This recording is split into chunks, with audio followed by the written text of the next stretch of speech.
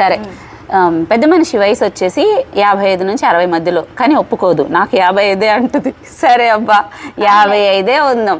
Periods ఆగిపోయి కూడా 7 ఏళ్ళు అయింది, కానీ తను యాక్టివ్ ఉంటుంది, అన్ని పనులు కూడా చాలా బాగా చేసుకుంటుంది. అండ్ ఊరికే కోపం వచ్చేయడం ఇలాంటిది ఏమి ఉండదు అసలు. అంటే మా వయసులాగా బాగా జోకులు వేసుకుంటే అంతా ఉంటుంది అనమాట, ఏదో ఇట్లా మొహం ఇట్లా పెట్టుకొని అట్లాంటిది ఏమి ఉండదు. సో ఈ వయసుకు కూడా బాగుంటుంది తను.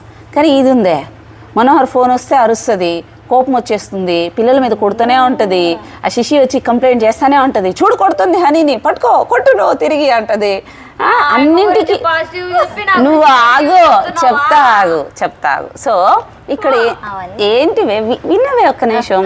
పెద్ద మనిషి కారణం ఏంటంటే చిన్నప్పుడు వెయిట్స్ ఎత్తింది, ఇటుకరాళ్ళు ఇట్లా కష్టం పనులు చేసింది, మంచి తిండి తినింది. ఇప్పటికి కూడా తిండి విషయంలో కాంప్రమైజ్ అవ్వదు, చక్కగా తింటుంది, అన్నీ ఉంటుంది, నిద్ర బాగోతుంది, పడుకుంటే ఇంకా కుంభకర్ణుడే, ఇంకా లేదు ఇంకా. సో దెబ్బలు పడతాయి. మొన్నే అలా కుంభకర్ణుడు లాగా నిద్రపోతుంటేనే ఫోన్ లేపేశారు, ఫోన్ కొట్టేశారు. అందుకని మనం ఇంకో ఫోన్ కొనుక్కుందాంలే. సో ఒక వయసులో అనేది తను మంచిగా తీసుకున్న కేర్ అనేది ఇప్పటికీ తన పనులు అన్నీ చేసుకుంటూ హ్యాపీగా హెల్దీగా ఉండడానికి చాలా వరకు అది హెల్ప్ అయింది. మనకి ఈస్ట్రోజన్ హార్మోన్ అని ఒకటి ఉంటుంది, అది పీరియడ్స్ రెగ్యులర్ అవ్వడానికి అన్నిటికీ హెల్ప్ చేస్తుంది. ప్రతి 10 సంవత్సరాలకు ఒకసారి ఎట్లుంటుందంటే మన మజిల్ అంటే వెయిట్ అంటే ఓన్లీ ఫ్యాట్ మాత్రమే కాదు, నీళ్ళు మజిల్ వెయిట్ అన్నీ ఉంటాయి.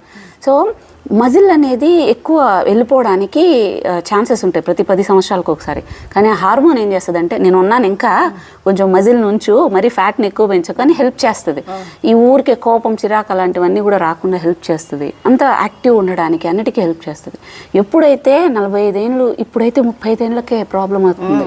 45 ఏళ్ళు అట్లయితే ప్రీ మెనోపాజ్ అంటారు. ప్రీ మెనోపాజ్ అంటే ఆ ఈస్ట్రోజన్ హార్మోన్ ఏమవుతుందంటే తగ్గడం ఇట్లాంటివన్నీ ఉంటాయి.